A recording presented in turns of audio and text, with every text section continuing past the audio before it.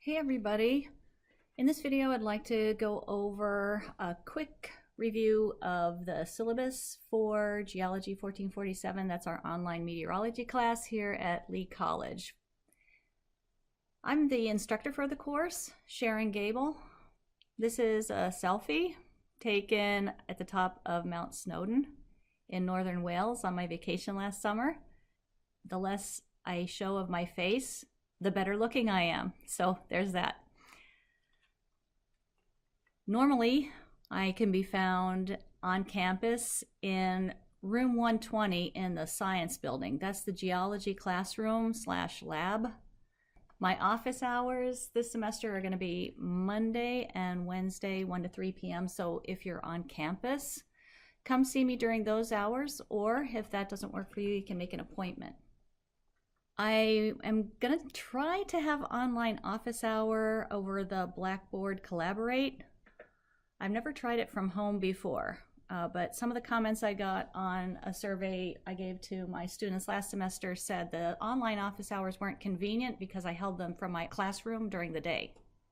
So I'm going to try to do it Sunday evenings at 7:30. We'll see if that works, or maybe I'll send a survey out to you guys to see what you want to do. Not Super Bowl Sunday. Okay, not Super Bowl Sunday, but all the other Sundays, I presume I'll be available. To reach me by phone, call me on my cell phone. The number's here on the syllabus. You can also reach me by my Lee College email or through the Blackboard course messages. So this is other information standard on the syllabus. Our course is a 4-hour course. That's because it's both lecture and lab. The labs in the class can be a little challenging, and that's why students were asking for a better online office hour time, because they do tend to have a lot of questions about the labs. Before we move on, I wanted to say about phoning me. I don't answer phone calls from numbers I don't know, so please, if you're going to phone, leave a voicemail saying who you are and that you're from the class, or text me, and then I'll call you back. So there's a description of the course. It's a basic introductory meteorology course. The prerequisites and co-requisites, you wouldn't have been able to sign up for the class if you hadn't met them. So there's that. So let's have a look at the required books for the course. You're required to buy the textbook, which is Essentials of Meteorology and Invitation to the Atmosphere, and a lab manual that's called Explorations in Meteorology, a lab manual. They're both available from Cengage, the publisher, at cengage.com or cengagebrain.com. And if you want the paper copies, it's a loose leaf book that you can put in a binder, and in a regular paperback lab manual. If you want to buy those, it's $119, I think, if you get the Cengage Unlimited, and you can get both for that price. I might be wrong about the pricing, but I think that's how it works. And there are lots of cheaper rental options. Of course, you can go to any online textbook seller and find the books. Why buy the textbook? Because you're probably going to need to look things up, and there's a lot of terms, and the textbook has a glossary. There are a lot of different maps and figures, and you can see them better, and there's explanations of the maps and figures in the textbook. Okay, I do have on Blackboard videos of the content you need to know, which does coincide with the textbook material. I think it's really important to have the textbook. In case you don't understand something in the videos, you can just quickly look it up. And for the lab manual, we're going to use the backgrounders for the different labs. It gives you a lot of background information that explains how to do the labs. So that's why to buy the lab manual. Ask me questions if you have questions about the required book and textbook and lab manual. There's also a little bit here about the computer equipment needed. The main thing is don't try to do the class on a phone. It's not going to work for you. Let's move on to students with disabilities.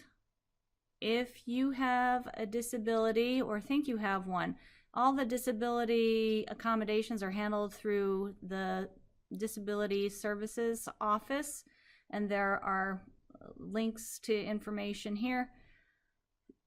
Please let me know what you need. If you have approved accommodations, I will get a notification about that, but it's best to contact me so that I can make sure you have what you need to be successful. There have been numerous students who've taken this online class who do have disabilities, so no problem. Happy to help you succeed in the class. One thing to note in the attendance policy is that in this online class, there are sort of special attendance requirements that you don't encounter in a face-to-face class. So it's in bold here that at the beginning of the semester, you have to engage in a meaningful way in the course. And that means doing something like submitting an assignment or a lab, or taking a quiz, or participating in a discussion where you have to do something prior to January 30th. If you do nothing, you're going to be dropped from the class, okay? There is a course orientation that's required. You have to complete it by Thursday of the first week of classes. The exact date there is January 17th. So please get in there and start working in the course. You want to go to Start Here, Course Orientation, to do the course orientation, and watching this video and a few others is part of the orientation.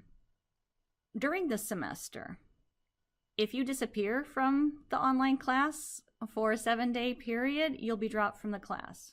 Okay, so if you know you're going to be away for work or whatever reason, or if you have an illness come up, make sure you get in touch with me so that we can work to keep you in the class and help you catch up when you get back.